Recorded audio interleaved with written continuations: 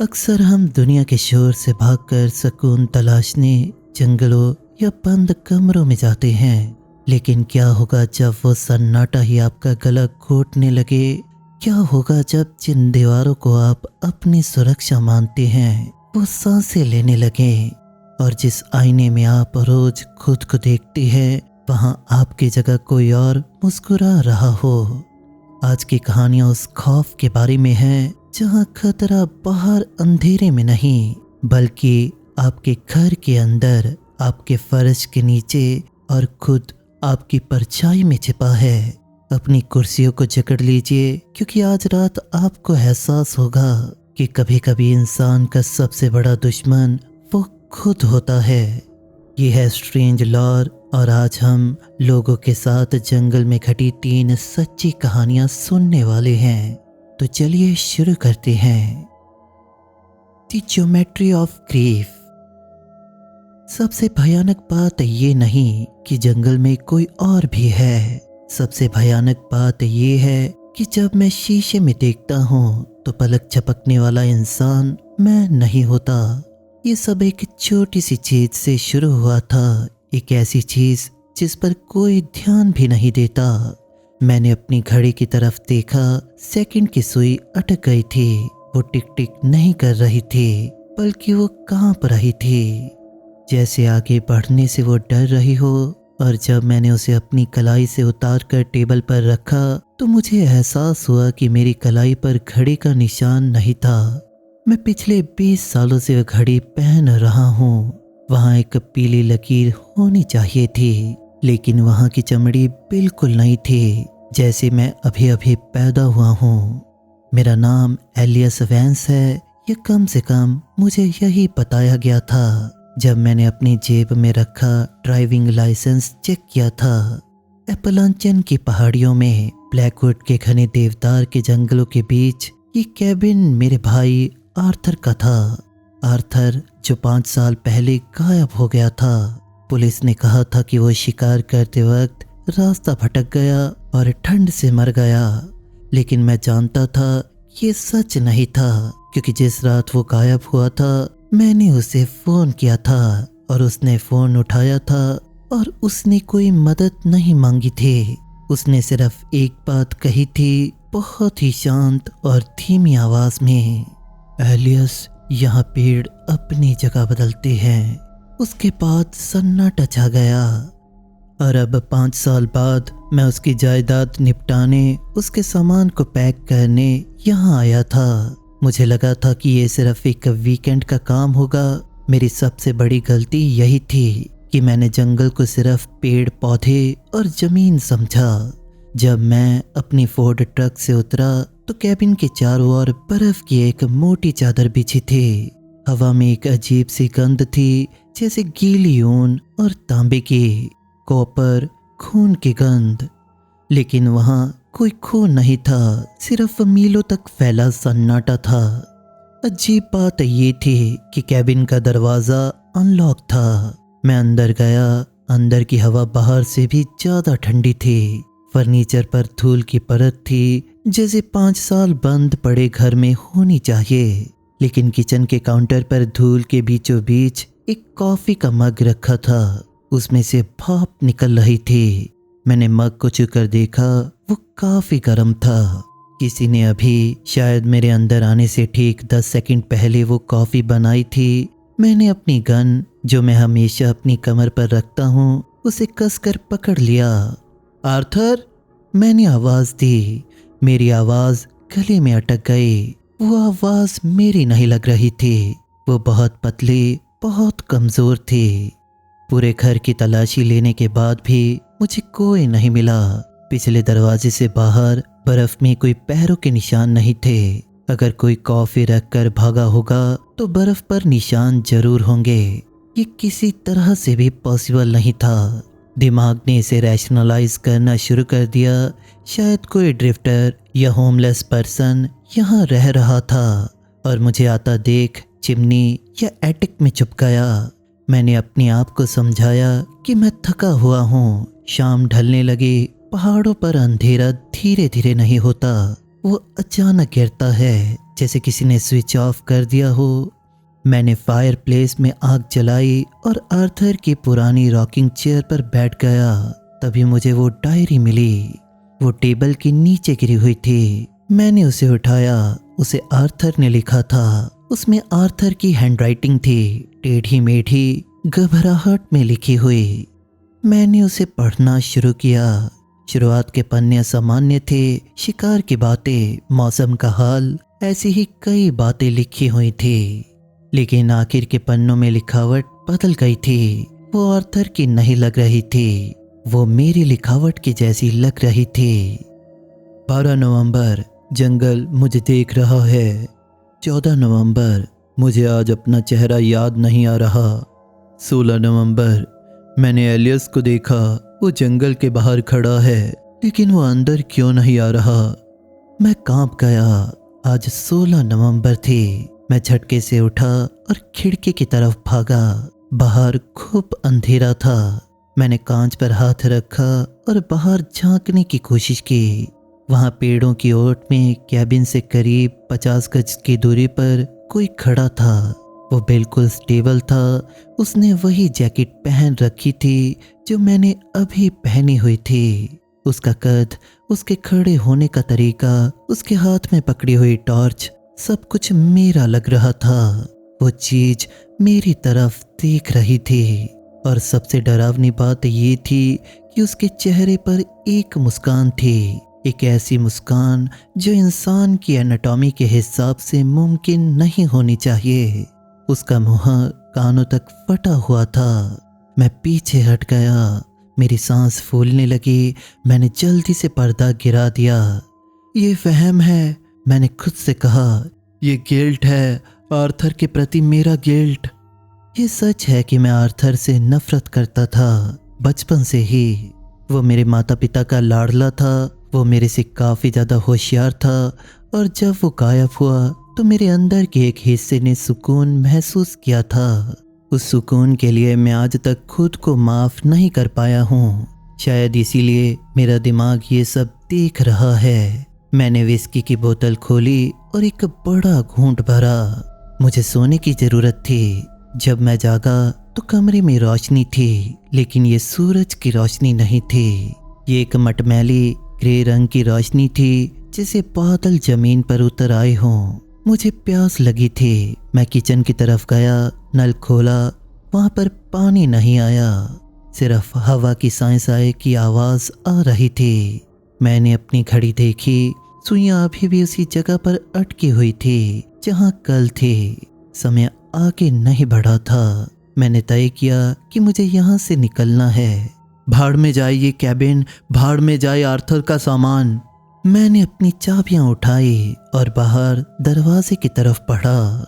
मैंने दरवाज़ा खोला, लेकिन मैं बाहर नहीं निकला। दरवाज़ा खोलते ही मैं वापस उसी लिविंग रूम में खड़ा था जहाँ से मैंने चलना शुरू किया था। मैं इसे देखकर सुन रह गया। मैंने पीछे मुड़कर देखा। मेरे पीछे किचन था, मेरे सामने लिविंग रूम का दरवाज़ा था। मैंने फिर से दरवाज़ा खोला, फिर से वही लिविंग रूम। मैं पागलों की तरह भागने लगा पिछले दरवाजे की तरफ। उसे खोला। सामने वही सोफ़ा, वही फायरप्लेस, वही डायरी जो ज़मीन पर पड़ी थी।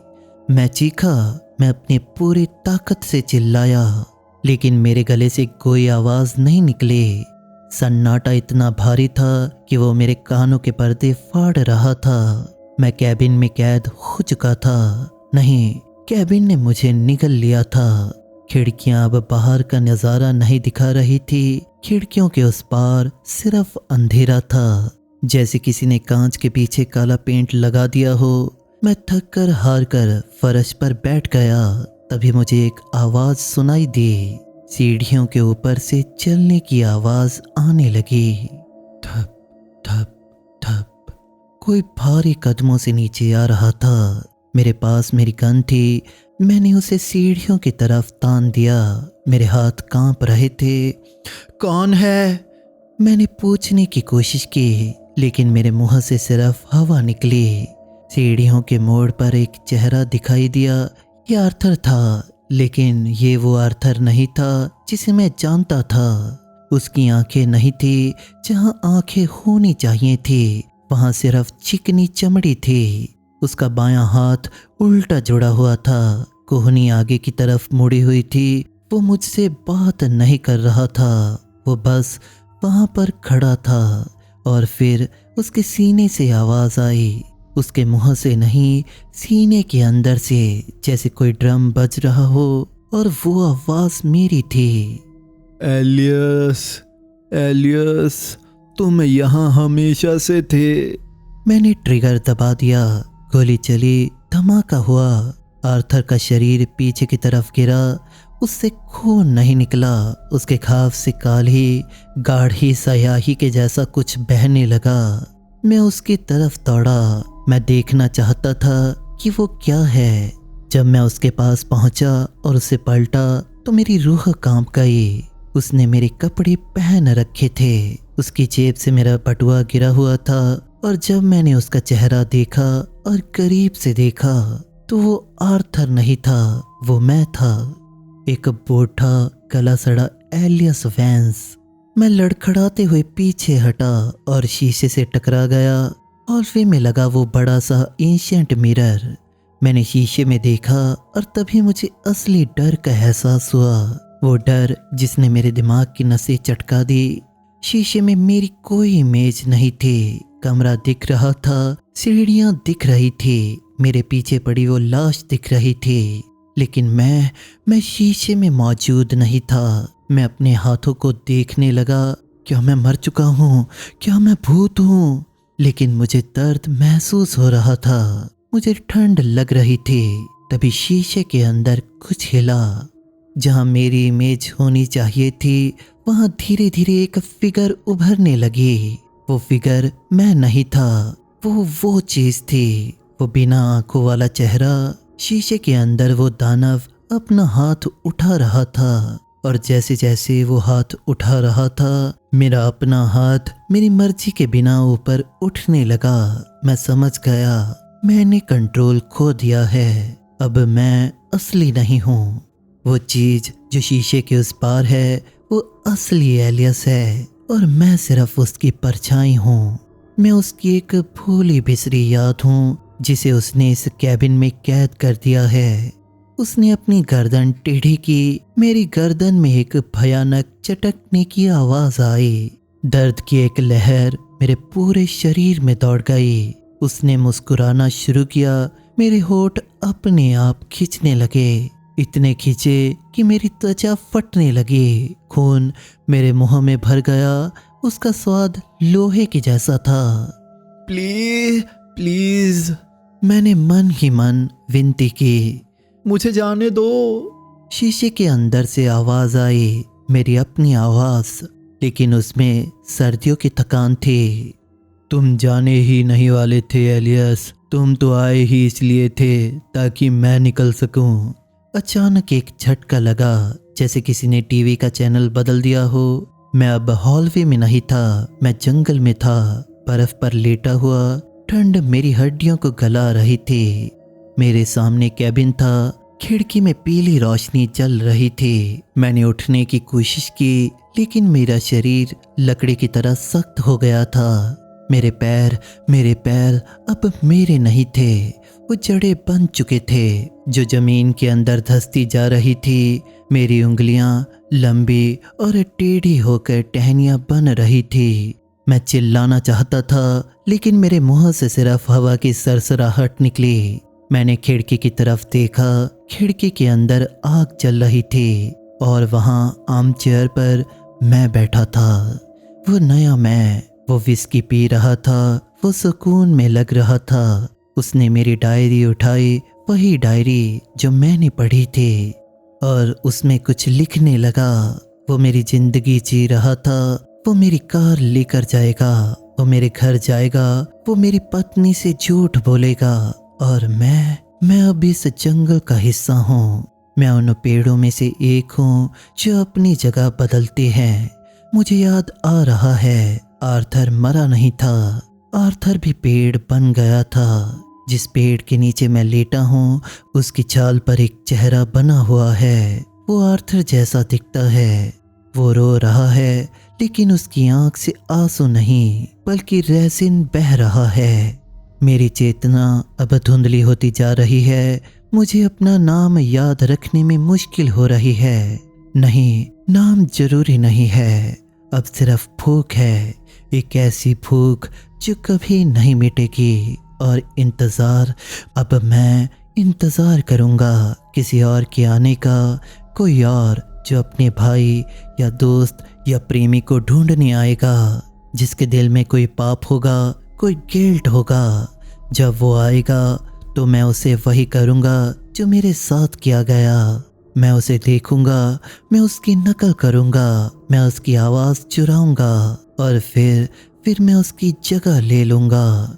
बर्फ़ गिर रही है, मेरी टहनियों पर बर्फ़ का वजन बढ़ रहा है और सब कुछ सफ़ेद और शांत हो गया है। लेकिन अगर तुम ध्यान से सुनोगे तो तुम्हें हवा में एक आवाज़ सुनाई देगी। पत्तों की खड़खड़ाहट नहीं, बल्कि एक फुसफुसाहट। ये मैं हूँ, मैं तुम्हें चेतावनी दे रहा हूँ, या शायद मैं तुम्हें बुला रहा हूँ। अब मुझे ठीक से पता नहीं है, मेरे विचार अब मेरे नहीं हैं। जो ये कहानी पढ़ रहा है, क्या तुम्हें यकीन है कि तुम अपने कमरे में अकेले हो? जरा एक बार अपनी परछाई को देखो। The breathing walls of Blackwood. अकेलापन एक नशा है। जब आप शहर के शोर शराबे से थक जाते हैं तो चुप्पी आपको सुकून देती है, लेकिन जब वो चुप्पी बहुत लंबी हो जाती है तो वो चीखने लगती है।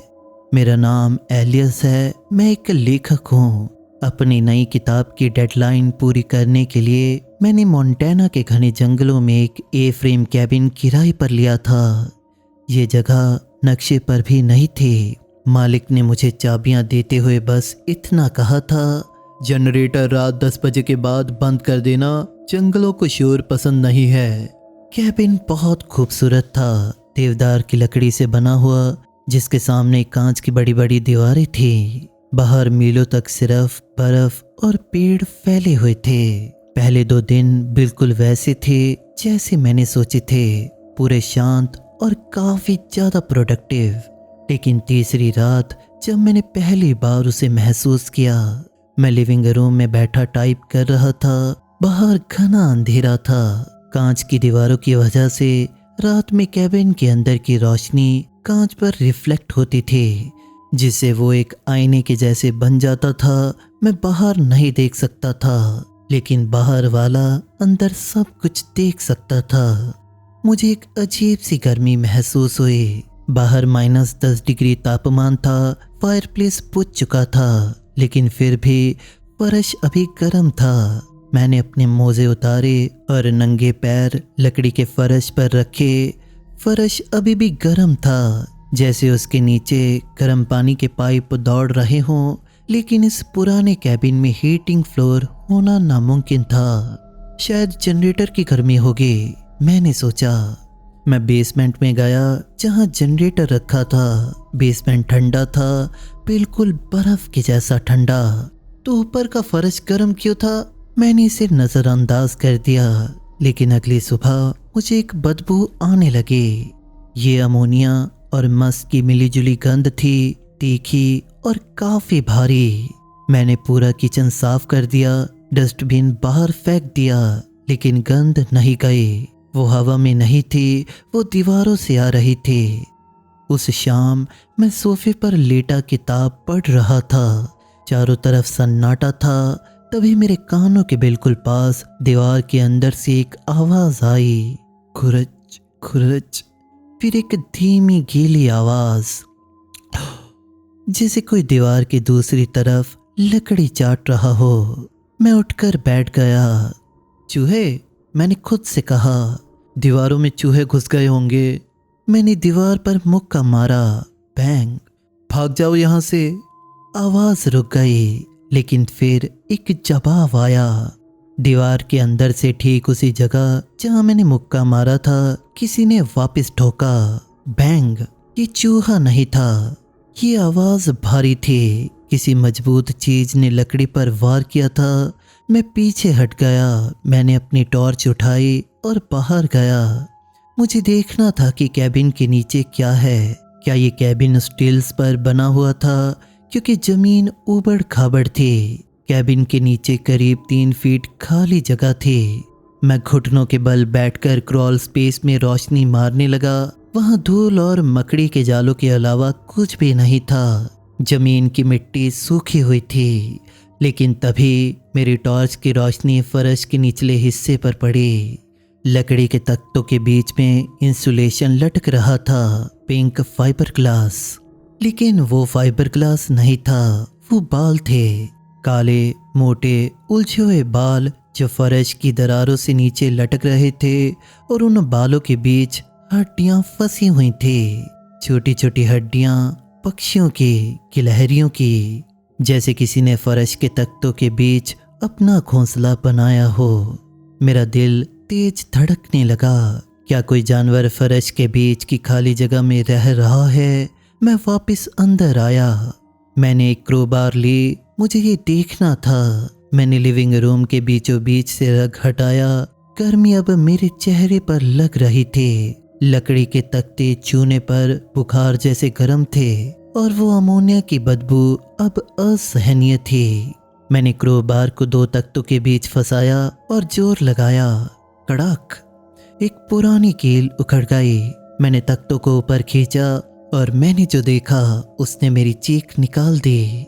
फर्श के नीचे की खाली जगह में, जो बमुश्किल 10 इंच गहरी थी, वहां कुछ लेटा हुआ था। वो चीज पूरी तरह से फंसी हुई थी। वो एक इंसान जैसा लग रहा था, लेकिन उसका शरीर चपटा था, जैसे वो सालों से इसी सकरी जगह में रहने के कारण रबर की तरह ढीला हो गया हो। उसकी त्वचा पीली और मोम की जैसी थी। उसके हाथ और पैर अजीब एंगल्स पर मुड़े हुए थे, ताकि वो उस तंग जगह में फिट हो सके। वो पूरी तरह से नंगा था और वो जाग रहा था। उसकी आंखें, जो इतनी बड़ी थी कि उनमें पलकें नहीं थी, सीधा मुझे घूर रही थी। वो दूधिया सफ़ेद थी, जैसे अंधेरे में रहने वाले जानवरों की होती हैं। उसका शरीर कैबिन की गर्मी का सोर्स था। उसका मेटाबॉलिज्म इतना तेज था कि वो भट्टी की तरह तप रहा था। हम दोनों 1 सेकंड के लिए जम गए। फिर उसने अपना मुंह खोला। उसके दांत नुकीले थे और मसूड़ों में सड़ा हुआ मांस फंसा था। उसने एक फुसफुसाहट निकाली। बंद करो। आवाज उसके गले से नहीं बल्कि पेट से आ रही थी। मैं पीछे हटते हुए गिरा। क्रोबार मेरे हाथ से छूट गई। तभी फर्श के नीचे से धमाके होने लगे। भैम भैम भैम। वो चीज बाहर निकलने की कोशिश कर रही थी। वो नीचे से तख्तों को धक्के मार रही थी। लकड़ी चटक रही थी, केले उखड़ रही थी। पूरा लिविंग रूम का फर्श हिल रहा था, जैसे कोई भूकंप आ गया हो। हे भगवान! मैं चिल्लाया और दरवाजे की तरफ भागा, लेकिन दरवाजा जाम हो गया। लकड़ी की चौखट टेढ़ी हो गई थी, क्योंकि फर्श नीचे से ऊपर उठ रहा था। मैंने खिड़की की तरफ देखा। मैं कुर्सी उठाकर कांच तोड़ने ही वाला था कि फर्श का एक बड़ा हिस्सा फट गया। एक पीला, बिना हड्डियों जैसा हाथ बाहर निकला और उसने मेरी टांग पकड़ ली। उसकी पकड़ लोहे की जैसी थी और उसका हाथ काफी ज्यादा गर्म था, जलता हुआ गर्म। उसने मुझे नीचे खींचा। मैं फर्श पर गिरा। मेरा चेहरा खुले हुए छेद के पास था। अमोनिया की बदबू से मेरा दम घुट रहा था। वो चीज छेद से अपना सिर बाहर निकाल रही थी। उसका चेहरा मेरे चेहरे से इंचों दूर था। उसकी सांस सड़े हुए अंडों की जैसी थी। इतने सालों से, उसने घबराते हुए कहा। सिर के ऊपर चलते रहे और अब मेरी बारी है। उसने अपना दूसरा हाथ बाहर निकाला और मेरे गले को पकड़ लिया। वो मुझे अंदर खींचने की कोशिश कर रहा था। उस 10 इंच की जगह में। छोड़ो मुझे! मैं चिल्लाया। मेरा हाथ पास गिरे क्रोबार पर पड़ा। मैंने पूरी ताकत से क्रोबार उसके गंजे सफेद सिर पर दे मारा। क्रैक! खोपड़ी टूटने की आवाज आई। काला खून फव्वारे की तरह निकला उसने एक भयानक चीख मारी जो इंसान की नहीं बल्कि किसी घायल चमगादड़ की थी। उसकी पकड़ ढीली हो गई। मैं अपनी टांग छुड़ाकर पीछे खिसका। मैं खिड़की की तरफ लपका और बिना सोचे कांच से बाहर कूद गया। मैं बाहर बर्फ में गिरा। कांच के टुकड़े मेरे कपड़ों और त्वचा में चुभ गए, लेकिन मुझे दर्द महसूस नहीं हुआ। मैं अपनी कार की तरफ भागा। मेरे पीछे कैबिन से आवाजें आ रही थी, लकड़ी के टूटने की आवाजें। वो चीज फर्श तोड़कर बाहर आ रही थी। मैं कार में बैठा, मेरे हाथ कांप रहे थे। चाबी नीचे गिरी। मैंने उसे उठाया और गाड़ी स्टार्ट की। जब हेडलाइट्स कैबिन पर पड़ी तो मैंने देखा लिविंग रूम की खिड़की में वो बहुत लंबा था, शायद 7 फीट का। उसका शरीर अननेचुरल रूप से पतला और काफी लचीला था। उसके जॉइंट्स किसी भी दिशा में मुड़ सकते थे। वो खिड़की की चौखट पर बैठा था, एक मकड़ी के जैसे, और वो मुझे देख रहा था। वो पीछा नहीं कर रहा था, वो बस देख रहा था। मैं वहां से 80 मील प्रति घंटा की स्पीड से भागा। मैंने पुलिस को कॉल किया। वे अगले दिन वहां गए। उन्हें कैबिन खाली मिला, फर्श टूटा हुआ था, लेकिन वहां कोई नहीं था। लेकिन उन्हें फर्श के नीचे जो मिला उसने उन्हें भी डरा दिया। वहां दशकों पुराना कचरा था, खोए हुए हाइकर्स के बैकपैक्स, ड्राइविंग लाइसेंस और हड्डियों के ढेर। पुलिस का कहना है कि वो कोई फेरल ह्यूमन था, कोई ऐसा जो जंगल में पैदा हुआ और वहीं बड़ा हुआ। लेकिन मैं जानता हूँ कि वो एक इंसान नहीं था। इंसान की त्वचा इतनी गर्म नहीं होती, इंसान की आंखें वैसी नहीं होती, और इंसान अपने शरीर को चपटा करके फर्श के नीचे 30 सालों तक नहीं रह सकता। मैं अब शहर में हूँ, सुरक्षित हूँ, लेकिन मुझे एक प्रॉब्लम है। मुझे अब हर जगह गर्मी महसूस होती है। जब मैं अपने बिस्तर पर लेटता हूँ तो मुझे लगता है कि गद्दा नीचे से गर्म हो रहा है। और कल रात जब सब शांत था, मुझे अपने पलंग के नीचे से फर्श के तख्तों के बीच से एक आवाज सुनाई दी, खुरच खुरच, और एक फुसफुसाहट। मुझे ठंड लग रही है एलियस। मैंने अपना घर बेचने का फैसला कर लिया है, लेकिन मुझे डर है कि वो घर के नीचे नहीं है, वो मेरे नीचे है। जहां भी मैं जाऊंगा वो मेरे साथ जाएगा। अगर आप कभी जंगल में कोई कैबिन किराए पर लें और आपको फर्श जरूरत से ज़्यादा गर्म लगे तो ये मत सोचना कि हीटिंग अच्छी है, बस वहां से भाग जाना। The reflection of the glass house. Modern architecture की एक बहुत बड़ी खामी है, वो खूबसूरती के लिए सुरक्षा को भुला जाते हैं। आजकल जंगलों के बीच ग्लास कैबिन बनाने का ट्रेंड है। दीवारों की जगह फर्श से छत तक सिर्फ कांच। दिन में ये सुंदर लगता है, आप नेचर के साथ एक महसूस करते हैं, लेकिन रात में एक ग्लास कैबिन एक लाइट बॉक्स बन जाता है। अंदर रोशनी होती है, बाहर घना अंधेरा। आप बाहर कुछ नहीं देख सकते, लेकिन बाहर मौजूद हर चीज आपको साफ साफ देख सकती है। आप एक मछली घर यानी एक्वेरियम में बंद मछली की तरह होते हैं। मेरा नाम थॉमस है। मैं सिएटल का एक टेक गाय हूँ। मैंने सिल्वर क्रीक के पास एक ऐसे ही फैंसी इनविजिबल कैबिन किराए पर लिया था। ये बाहर से पूरी तरह मिरर ग्लास से बना हुआ था ताकि ये जंगल में गायब हो जाए। जब मैं वहां पहुंचा तो मैं हैरान रह गया। इसकी रिफ्लेक्शन देवदार के पेड़ों की दीवारों पर पड़ रही थी। ये काफी जादुई लग रहा था, लेकिन जैसे ही सूरज ढला जादू खत्म हो गया और डर की शुरुआत हो गई। मैंने अंदर की लाइट्स जलाई। अचानक चारों तरफ की कांच की दीवारें काले आईने बन गए। मुझे हर तरफ सिर्फ मेरा ही चेहरा दिखाई दे रहा था, मेरी अपनी रिफ्लेक्शन। पहली रात मैं सोफे पर बैठा वाइन पी रहा था। मेरी नज़र सामने वाले कांच पर थी। मुझे लगा कि मेरी रिफ्लेक्शन देरी से हिल रही है। मैंने अपना ग्लास उठाया। कांच में मेरी रिफ्लेक्शन ने भी ग्लास उठाया, लेकिन 1 मिलीसेकंड की देरी से। जैसे कोई वीडियो कॉल लैग कर रही हो। थकान है, मैंने अपनी आंखों को मलते हुए कहा। मैं सोने चला गया, लेकिन मुझे पूरी रात ऐसे लग रहा था कि कोई मुझे देख रहा है। जंगल का सन्नाटा ऐसा था जैसे हजारों आंखें मुझ पर टिकी हों। दूसरी शाम बारिश शुरू हो गई। पैसिफिक नॉर्थ वेस्ट की तेज बारिश पानी कांच की दीवारों पर बह रहा था, जिससे बाहर की दुनिया और भी धुंधली हो गई। मैं किचन में था। मैं सिंक में बर्तन धो रहा था। सिंक के ठीक सामने एक बड़ी कांच की दीवार थी। बाहर अंधेरा था। मुझे कांच में अपना चेहरा दिख रहा था। तभी मैंने देखा कि मेरी रिफ्लेक्शन के पीछे अंधेरे में कुछ और भी था। एक हल्का पीला और काफी धुंधला चेहरा जो मेरे कंधे के ठीक पीछे खड़ा था। मैं झटके से पीछे मुड़ा। मेरे पीछे कोई नहीं था, सिर्फ खाली लिविंग रूम था। शांत हो जाओ टॉम, मैंने खुद को समझाया। ये सिर्फ लाइट का रिफ्लेक्शन है यार। मैं वापस मुड़ा और बर्तन धोने लगा, लेकिन जब मैंने दोबारा कांच में देखा, वो चेहरा फिर से वहां था और इस बार वो मुस्कुरा रहा था।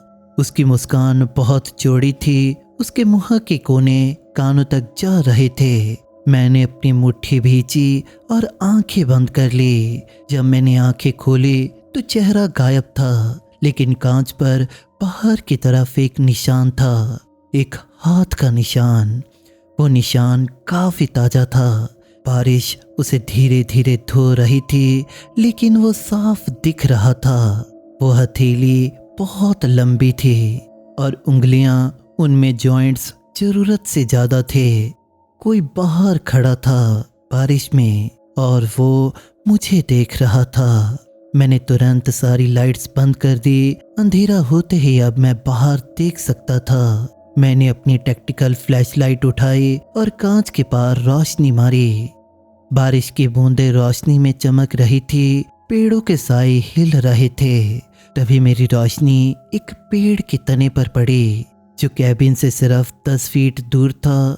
वहां एक आदमी खड़ा था, बिल्कुल नंगा। उसकी त्वचा का रंग गीली मिट्टी के जैसे ग्रे था। वो एकदम स्टेबल खड़ा था। बारिश उसके शरीर पर गिर रही थी। उसका चेहरा मेरा था, बिल्कुल मेरे जैसा। वही बाल, वही दाढ़ी, लेकिन उसकी आंखें पूरी तरह से काली थी, जैसे शार्क की आंखें। और वो कांप नहीं रहा था, इतनी ठंड में भी नहीं। वो मेरी तरफ देख रहा था। बिना पल की झपकाए मैं पीछे हटा। कौन हो तुम?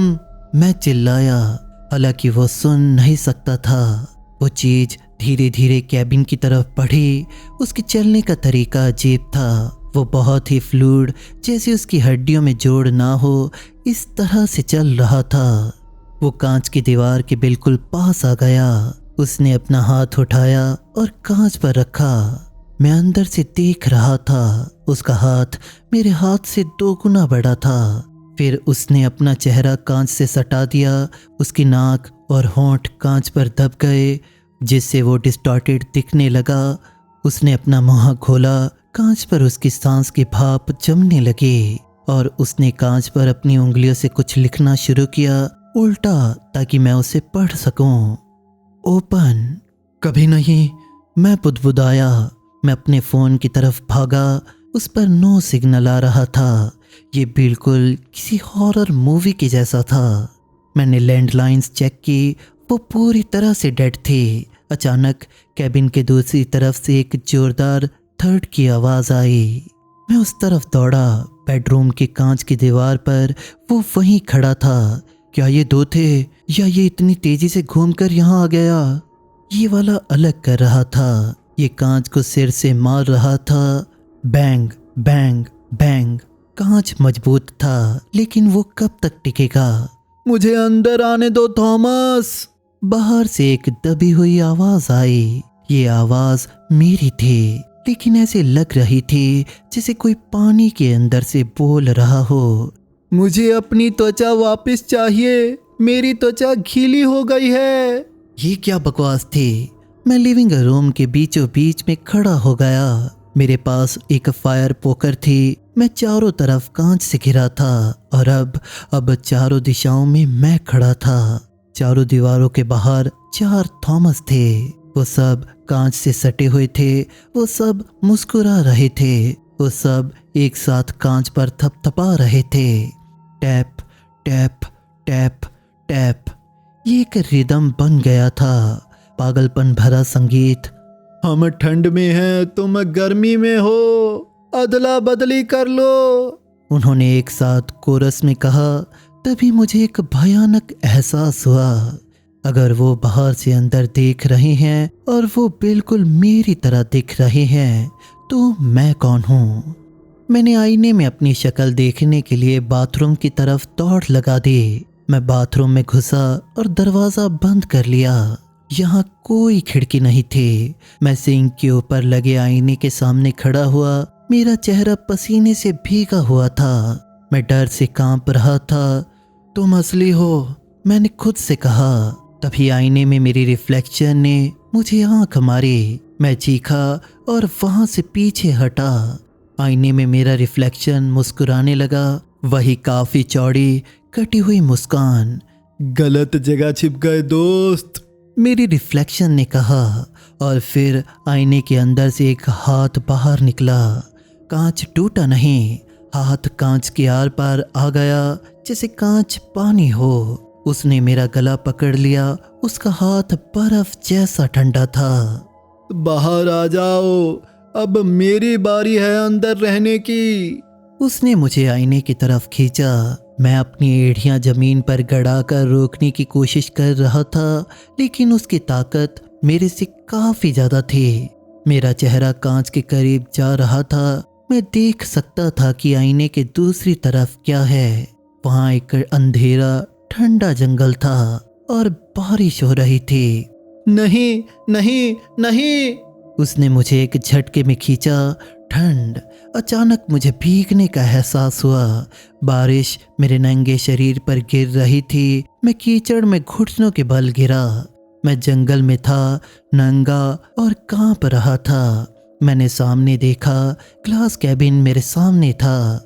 अंदर गर्म पीली रोशनी जल रही थी और अंदर बाथरूम के आईने के सामने मैं खड़ा था।